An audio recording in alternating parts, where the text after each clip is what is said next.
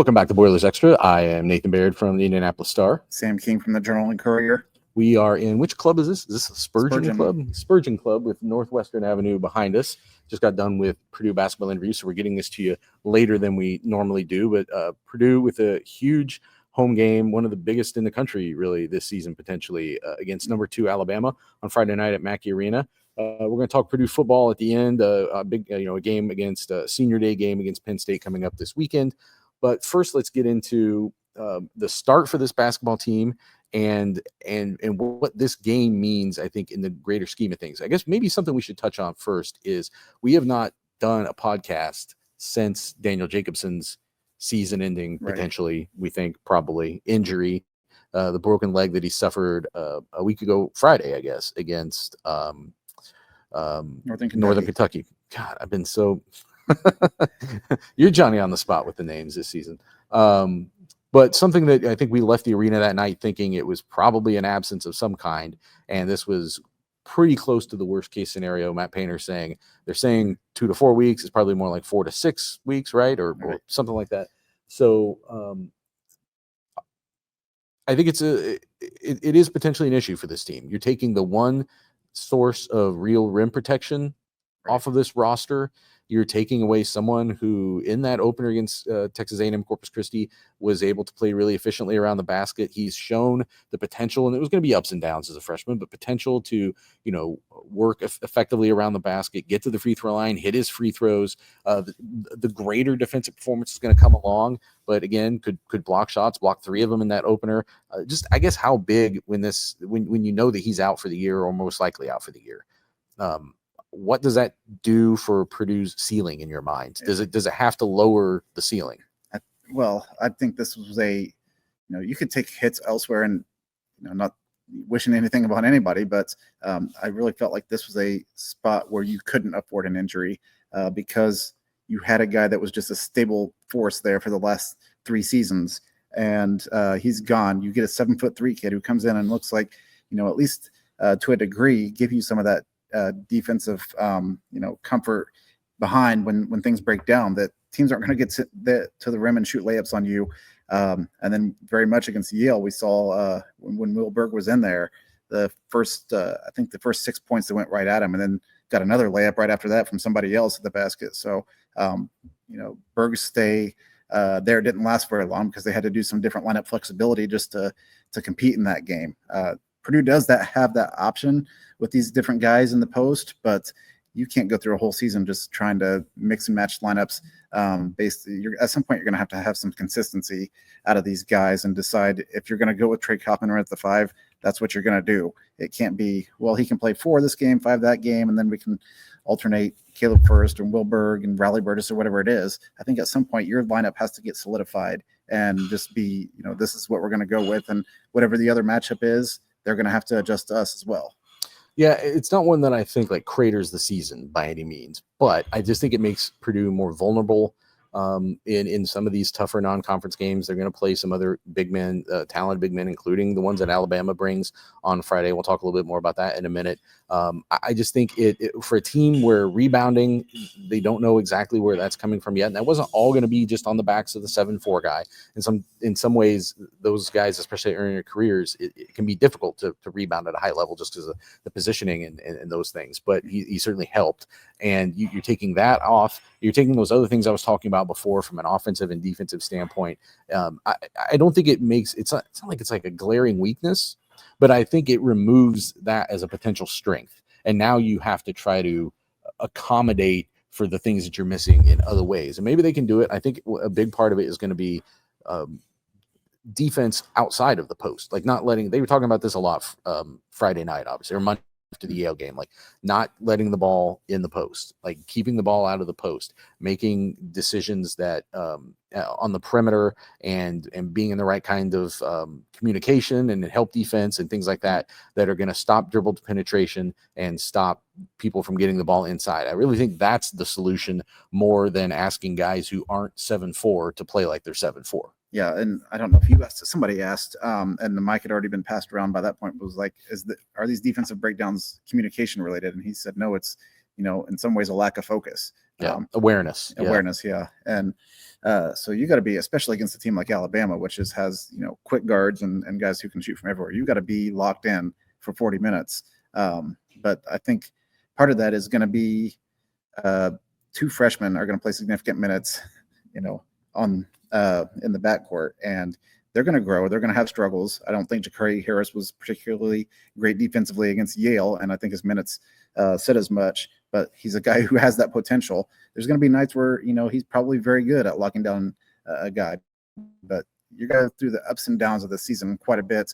Whereas last year with such a veteran team and guys who would play a lot of minutes the year before that, it wasn't as significant. But now with Jacobson out, you're going to have to really rely on not only the veteran players and Lawyer and Colvin and Smith and Cam Heide defensively. You're relying on CJ Cox and Ja'Cory Harris quite a bit. There's a lot of talk in the preseason about Purdue using kind of a small ball lineup, but Trey Kaufman at the 5 and Cam Heide at the 4. And we didn't see it at all. I don't remember seeing it really at all in the exhibition games or either of the first 2 regular season games. And yet it's the lineup on the floor for the last 6 minutes or so of the Yale game, a game that was fairly tight and that Purdue had to, win in the end. And I thought that was maybe a telling thing. And we'll see. It's going to be based on matchups. Matt Painter said after the game, because I asked him, well, what were the conditions that made you put so much confidence in it? And he said, well, he didn't really see a defensive drawback based on that matchup, that team. Like, it wasn't going to hurt them enough defensively that it wasn't worth doing it just for the offensive boost that it gave them. We'll see how many times he feels like that, if it's going to keep being just have to be the right matchup, or if it could also be a thing where over time that group, and Trey Kaufman is like lobbying to play that more, right, he says.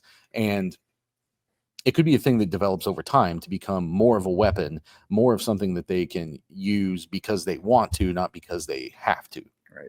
Yeah. And I really thought coming into the season, if I was projecting a starting lineup that I thought Purdue would start the year with, I would have probably said Trey Kaufman would be the 5, at least until Daniel Jacobson got more accustomed to college basketball, just because there was such a jump from, even if you're playing international ball for the USA under-18 team, you're still playing people your own age. When you get to this level and you're playing 23, 24-year-olds, when your first game in college is against Ryan Kalkbrenner, there are some things that you've never seen before and some just demands from a physicality standpoint that I really thought Jacobson would struggle with initially, just strength and things of that sort. But they decided, obviously, the coaching staff to go with Jacobson at the 5. But now, because of what happened, I don't want to say it's a blessing in disguise, but you might, have stumbled into something if Trey Kaufman ends up being a productive 5 for you because of this. Yeah. And actually the first thing that they tried was Will Berg at the 5, which is what they had to go back to Monday without Jacobson. And I think that right now, if you were to pen, there's a lot of guys who are really intriguing right now. Miles Colvin, the way that he's kind of coming along, especially from a defensive standpoint. You mentioned the true freshman. There's guys on this team where the upside is something that they're still reaching for, but you're seeing them reach in the right direction potentially. Berg and Caleb First, to me right now, might be the difference makers as to whether Purdue beats a team in the NCAA tournament. When you get the right kind of matchup, right? You're going to have to be able to flip some of those matchups. When you go up against, what do they do if you go up against Ryan Kalkbrenner again in the NCAA tournament and you don't have a 7-4 guy now? And he gave you so many problems before. Not as many problems as he's given some other teams already. He's had some insane games, but he had a very efficient night against Purdue in that exhibition. So what do you do when you find another player, an opponent like that? That's where I think there's still some room for growth for those two guys, especially. First being a guy who started early in his career and has then detransitioned or something, I guess, more to a role player. There's room for him to take a bigger role, I think, if he wants it and steps up and asserts himself. And definitely for Berg, there is. Berg, you see flashes of it, but right now it's just so volatile. Whether that's not hitting free throws, whether that's getting beat defensively, whether that's not being assertive all the time on the glass, it's there and then it's not. And I think if he can stabilize a little bit, maybe he can be the primary answer there too. Yeah, and kind of on that, you're doing this against Purdue's schedules as tough as anybody in the country. And I know people were going to point to the start of the season being 3 mid-majors. Those were good mid-major programs that are going to help your net at the end of the season. I mean, Yale ruined brackets last year in the NCAA tournament. Like Yale beating Auburn last year. I was one of them. Yale beating Auburn last year. That's as good a win as most teams will see on their non-conference schedule the next year, right? To have a team of that caliber. So, and in Northern Kentucky's a solid program. Texas A&M Corpus Christi was starting to be a solid program when Steve Lutz was there, and then he moves on. And I don't know if they'll sustain that, but there's still remnants of what he put together there. Obviously, trust me, I do this power rankings thing for the Star, and I was looking over schedules last night at some of the things people have played, and it's like, what are you people like? You're asking your fans to come watch these guys with nets in the 300, and it stays that way until like December maybe. And it's like, how do you find out anything about yourself? Purdue takes it to an extreme. So let's go right into this, because it leads us right into Friday's game. But even for a team that schedules the non-conference as aggressively as Purdue does, Alabama stands out. Alabama's the number 2 team in the country.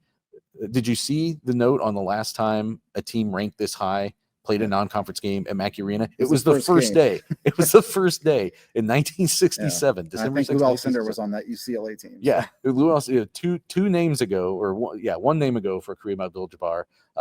UCLA came here and played a game. And that was the last time they were number 1 team in the country, and the kind of team that would put together. I'm sure that they have the longest non-conference. And the tie there was obviously John Wooden was coaching UCLA. So this is not something that has that same historic magnitude. Alabama is not the UCLA of today, but it tells you, number one, the caliber of opponent that Purdue wants on its schedule. This wasn't something put together for TV. This wasn't a exempt tournament matchup. This isn't an Indianapolis neutral court thing or somewhere else neutral court thing that ESPN or whoever puts together. Like, Purdue went out and made a home and home arrangement with Alabama and a home and home arrangement with Marquette, and 2 other programs that want to play the best team in the country. It's interesting. Like, Matt Painter was just saying that he thinks Alabama has a stronger non-conference schedule than they do, which is saying something. Like, if Matt Painter's saying that, then who they pride themselves on playing a tough one here, that Alabama's is, I think he called it incredible. And Alabama is very much in a situation like Purdue, where last year you made this run that you haven't made in forever. Yeah. And you think, okay, you're right on the brink. You just ran up against a buzzsaw on one of the, a Connecticut team that's probably one of the top 10 in the history of college basketball last season. And you just, there was nobody that was beating that team last year. So Alabama goes out, adds to its roster, and gets a key piece in the paint. And thinks, okay, now you have to schedule tough, because when you get in those games against a Connecticut or whoever it might be in the NCAA tournament, you want to have seen every single thing you could possibly see and not be caught off guard. Purdue's in the same boat where, if Purdue was a team that was 20-12 last year, it would not be playing the schedule. Purdue's a team that thinks we are a team that's now continuing to go to the Final Four every single year and has to play this kind of a schedule to get there. So that's why it's probably, in some regards, for these 2 coaches, easy to call each other up and say, hey, we're trying to do the same thing here. Do you want to play each other? We'll come and play you next year. You come and play in Mackey this year. And it also probably helps that they played in Toronto on a neutral court last year, and it was such a compelling, thrilling game that probably both of them can look at and say, the reason that we had the runs we did is because of that game in December where we played each other. Yeah, the connections do help. Like, you tend to see, like, they've played Marquette a lot. Yes. Last time I was here as the basketball beat writer, they were playing Marquette in the non-conference and that might have been Gavitt, actually, now that I think about it. But there's been a prior relationship there, and Matt Painter was sort of talking about that today, that there's only so many programs that when you call them, they'll say, yeah, okay, we'll play that. Like, sometimes they kind of hem and haw, sometimes they want, I think, special accommodations, where you come to them twice and they only come, whatever. Like, he didn't say that, but I think you can kind of read between the lines that sometimes there's teams that don't want it to be an equal thing. But I think you're right. I think that getting together last year in Toronto and playing that kind of a game was probably the kind of a first step towards being able to set up a game like this. I remember that they used to have they had a home and home with West Virginia, I think, one time, and I think that it was just a connection with Bob Huggins that they'd had for a long time. Like, you can reach back to those things. So let's talk more specifically about this. You were at the game last year against Alabama. What sticks out to you besides the fact that it was 98 to 92 or whatever? What was it? 92 to 86. Yeah, 92 to 86. It was just a huge score fest. What do you remember about Alabama, and what we'll then see Friday night? Yeah, I remember I feel like I was somewhat critical of Purdue's defense after the fact, but really it was just a game where neither team could stop the other team, and it was going to be a track meet, and the team that made more shots was going to win. Sears went absolutely bananas and dropped 35 points, but you last year had a guy in Zach Edey to offset that. I think their scoring might have been even or 1 point off, something like that. So it really came down to other guys on the roster, and I think that's going to be the case again. This is a game where Braden Smith had 27 last year. I think where he's going to be aggressive and realize he has to be a scorer for them to have a chance to win this game. So then it becomes, what do you get out of a CJ Cox off the bench, which is one of the reasons I requested to interview him today. He's been kind of a boost off the bench. And definitely. Matt Painter even said it today. This is going to be, he said, Alabama's bench, if it was a starting lineup at some other place, would be a top 25 program. He said, our bench has to be able to outscore their bench. So it's going to be a game where depth is challenged, which goes back to kind of helping you down the road in the NCAA tournament. And it's going to be a game that, based off of last year, you're going to have to defend the three because what I say, that Alabama shot 46 threes last year. I remember Alabama making 14, I think, in the first half last season. Definitely is a team that can fill it up from the outside. And now you have, Cliff Omar, I don't know how to say his last name, Omaruri, yeah. And Matt Painter was very complimentary of him. Former Rutgers. While he was at Rutgers. Player, yeah. And I remember last year, a Rutgers reporter at Rutgers had asked about Purdue kind of having Rutgers' number that day, even though it was a close game. And he's like, listen, man, like, you don't even understand. Rutgers has gotten the better of us numerous times because they're just such a tough team. And what Coach Peichel did there defensively. And then he said, and he called him Big Cliff. He's like, I love that guy, but I'm glad we don't, supposedly don't have to play him anymore. And now you have to play him in the non-conference. Yeah. Funny how that works. I don't know that it's necessarily going to come down to Purdue's bench outscoring Alabama's bench. I think it's probably more critical that when the bench is in there, you don't have lapses in rebounding. You don't have lapses in defense, because sometimes your bench is still the one out there trying to defend Mark Sears, and your bench is sometimes going up against their starters. It's not an even line shift, obviously. So those things are going to, I think, be really critical. And if you get the full scoring production of your main guys, your main three, I think that probably still gets Purdue in a place where it can win this game. But I think what we've seen from these first three regular season games, and even going back into the preseason, is like, where are the concerns? Like, they don't really bring up scoring as a concern in any way ever. Like, this team's going to 90 points a game. Yes, this team's going to score points. But I think this is the kind of game where the little lapses that still show up against Yale and Northern Kentucky and Texas A&M Corpus Christi, like, those things still show up, but they don't cost you. Here's the game where they can cost you, because there's just going to be less margin for error. What are your impressions of Mark Sears? You saw him in person. What kind of player is he? And this is going to be a night where it's probably Jakari Harris is going to get a big piece of him. Maybe CJ Cox is getting a big piece of him off the bench. Some other guys. It's going to take more than one person to try to contain a player like this. But what stood out about him when you saw him last year, and what can he do? I'm not comparing these two in terms of like, this is where Mark Sears is going to be down the road, but I think back to when Purdue played Davidson and everybody said Steph Curry was just this, could shoot from anywhere. You're going to have to shut him down. And on that day, Purdue sent Chris Kramer and I think Keaton Grant after him and held him to probably his worst performance as a college player. That said, Mark Sears has a lot more help than Steph Curry had on that Davidson team. Absolutely. But you're going to have to do the same kind of relentless. It's going to have to be a multitude of guys, because you're going to run a guy dead tired if you put one guy out there and say your job is just to man mark him, basically kind of a soccer term, and not let him get the ball. He's going to get the ball, he's going to score points. Jakari Harris said today that guy's going to make shots, and you can do everything you can to stop him. It's still going to happen. You just saw that in a player from Yale do that. Yep.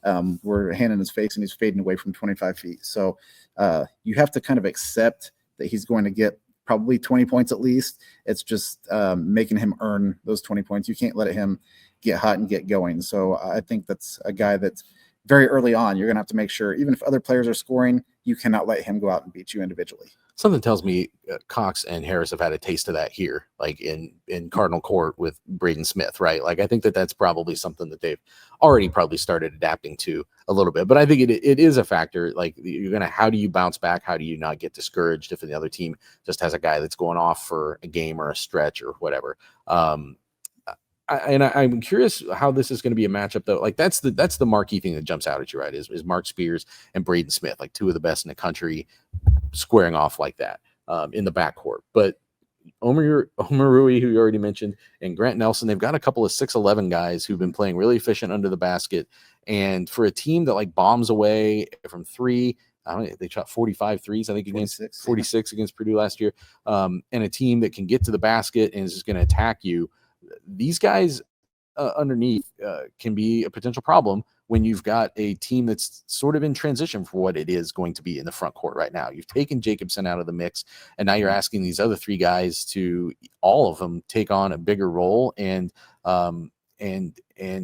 be more of a presence than they would have had them been otherwise. Yeah, I asked Trey Kaufman Rand about having played Cliff in the past at Rutgers, and he said his game's the exact same. So we're familiar with that. But now you've got, even though Rutgers had some good teams in recent years, has these outside shooters that are going to probably give him opportunities, give Grant Williams opportunities to probably score wide open under the basket. If you saw Purdue's last game, you're going to have to shore up that defense in the paint because, if Yale can score 50 in the paint, there's no question that Alabama's capable of doing the same thing. So let's do a quick prediction. I didn't tell you we were going to do a prediction beforehand, but I did one already for our preview. And it's interesting because I was looking at Alabama's, when you cover a team, one of two things can happen. Sometimes you overemphasize the things that are good about a team and but you can also overemphasize the weaknesses or the things that aren't strengths. And I was thinking like, Purdue's had enough issues with the teams it's played so far that a team like Alabama might just be like, it's probably a game that Alabama wins by a few points. But here's Alabama's season so far: 110-54 against UNC Asheville. So obviously a blowout. 88-79 against Arkansas State and 72-64 against McNeese State. So they're having their own issues on a night-to-night basis. One of those nights they only shot 6 of 31 from three. So they're off to, and that's a roster that, while a lot of those are all home games for Alabama. All home games, yeah. And that's the other thing that I kind of thought was ultimately maybe the factor for Friday night. I picked 86-82 Purdue, said that I thought maybe that just Mackey Arena would put Purdue over the top. They don't have a Zach Edey anymore, but they're also not a neutral court. And that while Purdue has had its issues, it's also had a week to work on them to get ready for this game.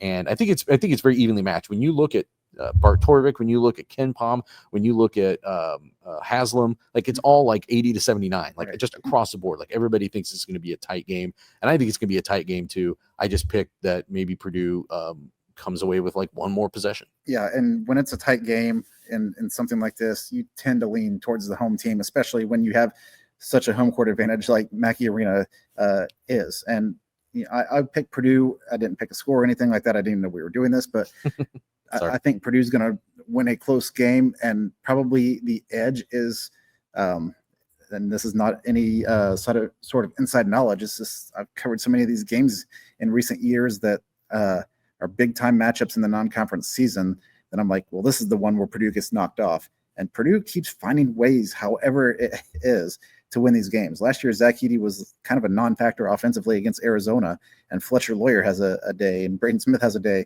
Whoever it might be over the years, Duke, Gonzaga, Marquette, Tennessee last year, it just seems like Purdue somehow finds a way to pull these out and has put together this kind of immaculate streak of non-conference wins in the regular season. 38 in a row dating back to 2020. That was so long ago that Sasha Stefanovic and Isaiah Thompson were both on the active roster. They are now members of the coaching staff here. So they were starters in that game, actually. So that was a loss at Miami in December of 2020. So 38 in a row. It's 1,000 some days. It's the fifth longest streak in NCAA history of non-conference regular season wins. So that's on the line too. I tried to ask players about it today, and they were kind of nonchalant about it and said, yeah, maybe somebody's mentioned it. Like Matt Painter mentions it a lot. He's like, Caleb First has never lost a non-conference game here. That's insane, right? That was not supposed to be a Matt Painter impression. I don't know why I said it like that. So they're aware of it, and I think it's something that you after the fact, if you keep it going, you look back and say, man, that was quite an accomplishment. Especially what they had to do last year. You beat the number 11 team in the country who ended up going to the Sweet 16. This is just in Maui. Number 11 team in the country went to the Sweet 16. Number 7 team in the country went to the Elite Eight. You had to beat both of those teams again, Gonzaga and Tennessee in the NCAA tournament. Marquette was a Sweet 16 team that was ranked number 4 in the country at the time. You beat the number 1 team in the country in Arizona. I believe they went to a Sweet 16 last March. And then you beat Alabama, which at the time was unranked and ended up in the Final Four. And that Maui field also included Kansas, who lost to Marquette. Right. So I mean, they've had some. They've earned it. These 38 games have not just been them breezing through a powder puff schedule. No, the year before that, with Braden Smith and Fletcher Lawyers, like second week, third week, whatever it is, playing college basketball, they beat Gonzaga and Duke and Portland in back-to-back days to be a part of the streak. Yeah, I mean, it's something that they probably should take some pride in and want to keep going. But I think you also don't emphasize it too much because they obviously didn't schedule this to keep a winning streak going. They scheduled this because Purdue can be a better team Saturday morning, regardless of the outcome of the game. And it's a game that the outcome of which does not. There's no downside to your NCAA tournament seeding, any of those things, right? Alabama's going to be a good team all season. So there's a couple of predictions for a close Purdue win. And this will kind of help us, I think, more accurately calibrate where this team is right now. Yeah, these next 2 games against Alabama, and then you go on the road and play Marquette. So we're going to learn a lot about Purdue by Tuesday night. This got us to thinking, like, what are the non-conference games that you want to see Purdue get? So they still have some affiliations, but it's not like you have Big Ten ACC Challenge, which would bring a team here every other year, or Gavitt, which would bring a team here like once every 3 years or 2 times every 5 years, whatever it was. Like, you have to now, you get them in those exempt tournaments, like they're in San Diego this year. You get them in the Indy Classic. They're always going to be able to bring somebody here probably for a kind of a showcase game there. But as far as like just doing a home and home, with a team, like Matt Painter was saying today, like it's not that easy. Like, that's why you have to go, you get Alabama to kind of pair with Marquette so that you're here this year and there the next year, and you kind of keep that balance together. But who jumps to your mind as like a team that Purdue should try to go get, if like, assuming that it's not somebody that's going to say no as soon as you call? Right. Yeah. And when I think about this, like, some of the teams that you would pick are now members of the Big Ten Conference.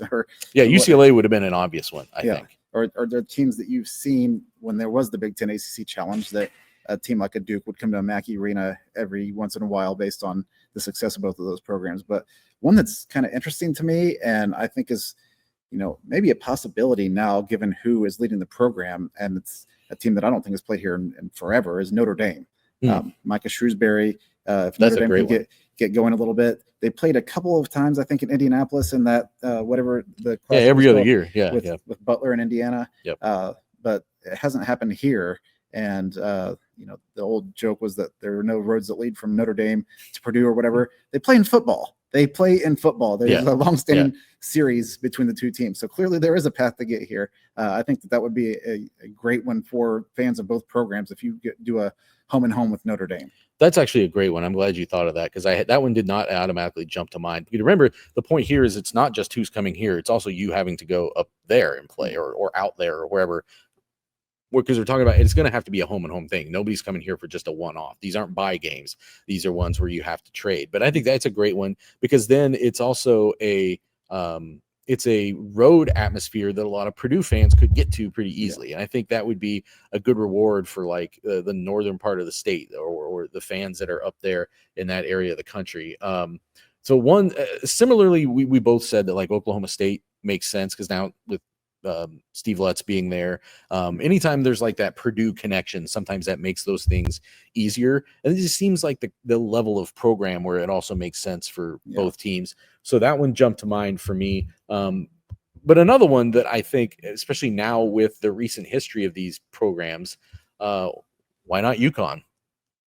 Like, why not like just say, okay, you know what? We're one of the best teams in the country. This is probably one of those, though, that would make more sense coming together as a TV thing. Yeah. Like, Purdue is still especially this a year strong. Like this, it would be. Yeah. Like, let's look ahead to next year and say that Braden Smith and Fletcher Lawyer and Jacobson are all still here. and then now they've still now these younger guys are getting older and forming something. Daniel Jacobson comes back. Like, would ESPN want to put those two teams together for a game at the casino in Connecticut or at Madison Square Garden or something? By the way, one of Connecticut's top recruits for next year is an Indiana kid. So see, there you go. Like, that's even bigger reason to try and do a home and home. I remember like Kansas back in the day when it was Roy Williams. I was always big on that. Like when they got a kid from somewhere, remember they recruited somebody from like South Dakota, and they had basically a policy like, we will play a game in your home state in your career. And I think they did. I think they played like at South Dakota State at some point in that guy's 4 or 5 years that he was in the program. I could be wrong about that, but I remember a Kansas fan, a friend of mine, talking about that. So I don't know that Purdue's ever going to go to those kind of lengths, although it doesn't really recruit from quite the far off stretches like that. But I just think that would be like, really, as I've talked about, like, there isn't any more qualifiers anymore. Like, Purdue's one of the 8, 10, 12 best teams in the country, at programs in the country. Like, from the number of times they win Big Ten championships, now they've gotten to the NCAA championship game. The last caveat is like, the best team that hasn't won a national championship since whatever. But like that's a very, very small list. So you've taken those qualifiers out. Now it's time to just try to, for either Purdue itself and the other teams out there that boast being at this level, or college basketball as a presence needs to figure out a way to get them on the court with the other teams that are in that small club. Yeah. And listen, it's going to happen. I don't know that UConn's going to happen, but Matt Painter was adamant, kind of after we were done talking to him today, like they want 2 Power 4, Power 5 programs on the non-conference schedule every year. And the way to do that, they're always going to play a game in Indianapolis because it's a huge boom for them from a recruiting perspective, just to just have a game in front of some fans that maybe don't get a chance to come to Mackey all the time. But they're going to play a lot of these teams. They're going to, I think back to Texas, come here one time when Shaka Smart was actually there, and now he's at Marquez. So that kind of goes back to what he's talking to, that, there's certain people that you can just call and say, hey, do you want to play? And they're going to play you. Yeah. I went to Austin for the part of that. Carson Edwards went off that night. Yeah, they lost. It was a great game though. And a really fun town. The first and only time I've been to Austin. Let's talk football real quick. Obviously not a good result, 45-0. Was it 42 or 45? 45-0 against Ohio State on Saturday. Not dissimilar to what we were sort of expecting. And not really what you'd call, there were some step forwards in that game. Steps forward. Yeah. Not step forwards, attorneys general. I thought they, didn't have the same tackling problems, didn't have some of the other issues, no penalties. Like, it was one of the cleaner games that they've played this season. There wasn't as many like self-inflicted things except for the pump block. But still just very obvious the massive talent differential between those programs right now. And now you've got Penn State, the number 5 team in the country, coming here. And Penn State isn't quite a juggernaut the same way Ohio State is, but it's also a team that was up 10-0 on Ohio State and played them within a couple touchdowns, and do every year. Like, I covered that game for the past 5 years, and it's always a tight one, whether it's high scoring or low scoring. So this is still another week where if I think that the same goals have to apply. Like, are you scoring first? Are you showing up in the first quarter of the game? Are you making the other team respect you early on and feel like they have to really execute to pull away? And I don't think that's always been the case. It's not that I don't was Purdue laying down. I think that was just Ohio State being that much better. But I think you've got to still, the code to crack is to find a way to, instead of being in position to score in the first quarter and then going for a field goal that you miss, a 21-yard field goal, you've got to finish those drives. You've got to start getting in the end zone. I don't care who the opponent is. Yeah, and I kind of somewhat agree with Ryan Walter saying we had to get points on the board. If it's 7-3 there in the first quarter, at least the people start to be like, okay, we can play with these guys. But you also just drove all the way down to the 3-yard line and have a chance to, if you're looking at the ticker and it's the middle of the first quarter and you see Purdue 7, Ohio State 7, that catches some eyeballs. People are like, oh, okay, so Purdue's there and kind of giving them a little bit of a game. Instead, you miss a field goal. Ohio State goes right down and scores. Ohio State blocks your punt, and all of a sudden you're down 21-0 by the end of the first quarter or whatever it is. And then it's just on cruise control from there. I think part of the issue there is you assume that a 21-yard field goal is automatic from anybody who's been kicking for you all season, and that wasn't the case. And I still would have gone for it there. I just feel like, I mean, 3 points does nothing. You are not going to beat Ohio State by scoring field goals. And it didn't, getting there and not getting in the end zone and having at best, like half of a good outcome doesn't move that team forward, doesn't move the program forward, doesn't show anything you haven't shown. Scoring there on fourth down and finding a way to execute and score there, I think that does show something. And now you're tied against one of the best teams in the country, a team that's going to, people still think might be a national championship caliber team. So I would have gone for it, but I don't ding him for it that much because it should be automatic, and it wasn't. And then now you just add this thing that previously hasn't been a problem. Even when you're cleaning up other things, now you have to add place kicking to like the list of things that they can't have confidence in. A couple weeks ago, I wrote anything that can seemingly go wrong for Purdue is going wrong, and it's just snowballing. And you've written like they're in this damn they do, damn they don't scenario, and that's another example. Like, you could go for it, and if you don't get the touchdown, people are going to criticize Ryan Walters for not kicking a field goal there. So he kicks a field goal, and you miss it. So it's just kind of like it has been a snowball that is quickly accumulating and turning into an avalanche on this team. Yeah, the snowball rolling downhill. And no matter which way they move, they're still getting hit, it seems like. Senior day on Saturday, 3:30 afternoon kickoff. Probably the most notable player who is going to walk but could come back is Cole Brevard, who I just wrote about this week for Indy Star. He said, it's senior day. Why would he not walk? Like, there's uncertainty for him. He'll get an NFL evaluation after the season, see what that says. I'd be very surprised if he's not an NFL draft pick, if he's somewhere else playing next year. He did tell me if he's playing college football next year, he's playing at Purdue. That's what he says. Now, maybe nobody has reached out to him with an NIL offer yet.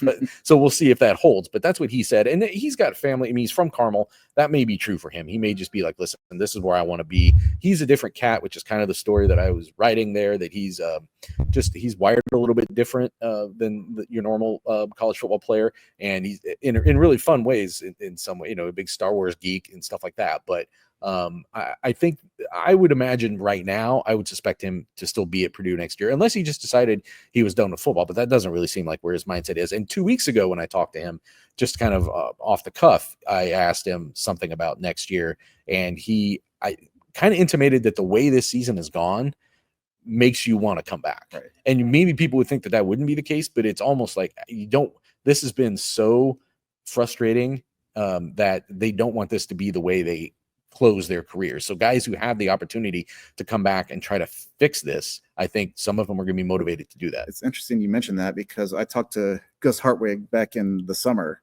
and he walked last year on senior day and came back. And that's exactly, he's like, we went 4-8 last year. I didn't want to end on that note. So I came back and tried to help this thing get going. And it's, this is what can happen when it doesn't go that way, I guess. But Gus Hartwig is probably going to be an NFL draft pick, or at the very least is going to get an opportunity in the NFL. The thing that I thought was interesting was when I looked at the 17 who are going to walk, only 7 of them have played their entire college careers at Purdue to this point. So, and that's just the reality of college football. That's how it is anymore. And 4 of those are 2020s, but 2 of them are Ben Furtney and Andrew Sawinski, who came to Purdue as walk-ons. So, I wrote a story today, kind of probably not as great as I anticipated it being in my head, but Keaton Jenkins and Gus Hartwig really bought into this thing, been here for 5 years. They've started, for 4 or 5 years, and they're going to go down, at least statistics wise, or number of starts, or whatever, however you want to evaluate their worth to Purdue football. Some of the best players that Purdue's had, got to a Big Ten title game, did some great things while they were here. And, this is a day where you kind of like remember some of that as well, and not just, kind of place what your recent memory says what they are. Purdue is in an interesting era right now with NIL, where, Ryan Walters was asked a couple weeks ago, do you have everything you need? And he said yes. But at the same time, there were players who were supposed to be here this year that aren't, and it's because of NIL. Yeah. So, or largely because of NIL. And but on the flip side of it is, when you've got guys who are going to be maybe day 3 picks at best, and they're trying to decide whether they want to use another year of eligibility. In the past, maybe those guys thought like, listen, I'm kind of done with school and I got to go like help my family. I've got to go. Maybe they have a kid or whatever. Like they're trying to go like start ready. They need the NFL money. And now with NIL, you can give them an option that isn't the NFL money. So Right. We'll watch that come together here in the coming weeks. Do you want to give a prediction on Saturday's final score? Because I have to do this every week, and I've written it, but I haven't put a final score yet.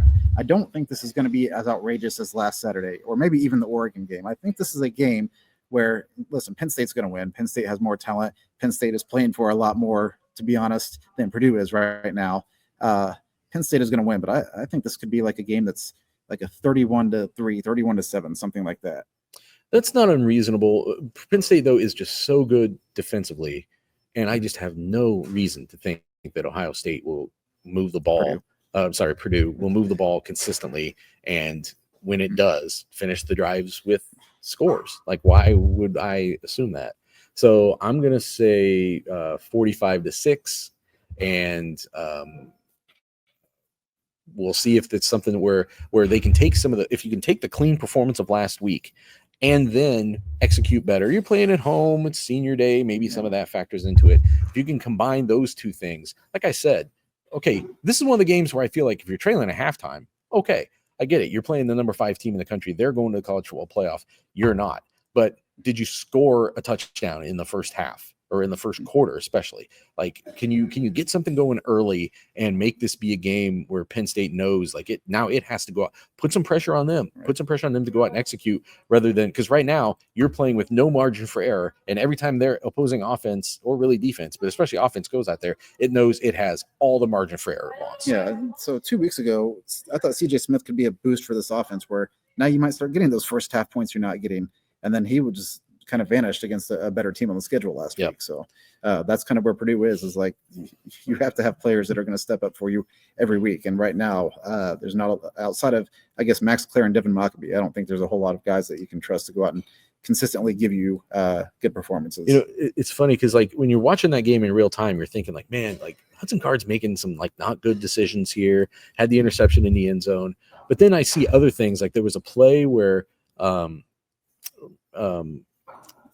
the tight end's lined up in the slot, and Matt Clare's lined up in the slot, and that's where the pass is supposed to go. I think that's the first read on that play, was to get him something out in the slot. And the defensive end for Ohio State, JT Tuimoloau, just like burns hard to get back there at the snap and like covers that play up. And even if you like in theory think that that's something that might happen on that play, there just aren't a lot of athletes in college football that can go do that and cover that play up. And there's certainly, I don't think anybody over in that practice facility that would do that on that play when they run it in practice, even good against good. Like there's just some things that a team as talented as Ohio State does that don't even show up, because then now you got to go to a different read. And I can't remember where that might've been on the interception. Actually, I can't remember, but just one example, I think, of where like there is just a talent disparity there. But again, as I kind of wrote after the game, it's not that, I mean, actually Purdue's record against top 5 teams is actually not that bad. Like Jeff Brom had a good record against them, that sort of thing. But even when they're not winning, you got to find a way to compete better than what we're seeing right now. Yeah. And one of the stories I was going to write this week, and I just didn't have time and just didn't get probably enough intel and do enough research, was Hudson Card or whoever is quarterback cannot be taking these sacks when you have positive play. Then you lose 10 yards. And Purdue's offense is not built to overcome a 2nd and 20 or a 3rd and 15 or whatever it is. And there were some times where, listen, the line, there's a couple things. Ohio State is really good defensively, draws up some good schemes to blitz your quarterback. But the blocking had breakdowns. And I think Hudson Card's just holding onto the ball too long sometimes because, like you said, like, you want to throw it where it's supposed to go with your first read, and you've got to like quickly analyze and realize there's a timer in your head. Like, okay, that's not there, then I should go here. That's not there. And it's like at some point, okay, nothing's open, throw it away. Yeah, the progress that this program needs to make, though, is not, I mean, okay, maybe you take less sacks, fewer sacks. Sure, okay, fine. But the progress that the program needs to make is that any one sack does not kill a drive. But right now, any one sack or any one pre-snap penalty or certainly a hold Like those are just killing drives right now. There's like no way to overcome them. You are dead in the water as soon as one of those things happens and you're punting. And that can't be the identity of this program. Like you have to get to a place where you can overcome a small mistake or just a good play that the other team makes. Sometimes the sack doesn't happen because the quarterback screwed up or the offensive line screwed up. Sometimes it just happens because a great player on the other side, and this is the Big Ten, great player on the other side beats you and gets your quarterback. Like, so that's going to happen once in a while. How do you respond? Your response can't be a punt every time. So that's an example of where this program has a long way to go to get to where that's not an issue anymore. It's not that, they were in a tight game and the one drive that could have won the game, the other team sacked them, and what are you going to do? It's like, they had one chance to score a touchdown today and they took one sack and that ruined it. That's almost where we are right now, and that's unsustainable. Yeah, and there was a point in that game where I criticized Hudson Card taking a sack. I think it was on a 4th down near midfield. And at that point, throw the ball in the air and give somebody a chance to make a play. And if they intercept it, you were, possibly you're better off than when you're giving it up on 4th down there. Yeah, if they pick it off inside the 10, so be it. Like it's a punt at that point, or you're making them have to drive 90 yards. It's maddening because the things that you see every week, and then you ask about them, and that's, Hudson Card has told me 3 or 4 times this year, I'm holding on to the ball too long, or I can't take a sack there, or I have to be smarter. And the next game, you see the exact same thing play out, and it's the exact same result. So I'm not, kicking Hudson Card while he's down or anything. It's just, it's kind of emblematic of this program that right now everything is going wrong, and there seems to be no fix to it. Well, on that positive note, we will sign off from this Boilers Extra. We'll be there in Mackey Arena on Friday night. We will be in Ross-Ade Stadium on Saturday. It's going to be a full weekend, and we will keep bringing you the news from Purdue. I'm Nathan Baird. He's Sam King. We'll talk to you later.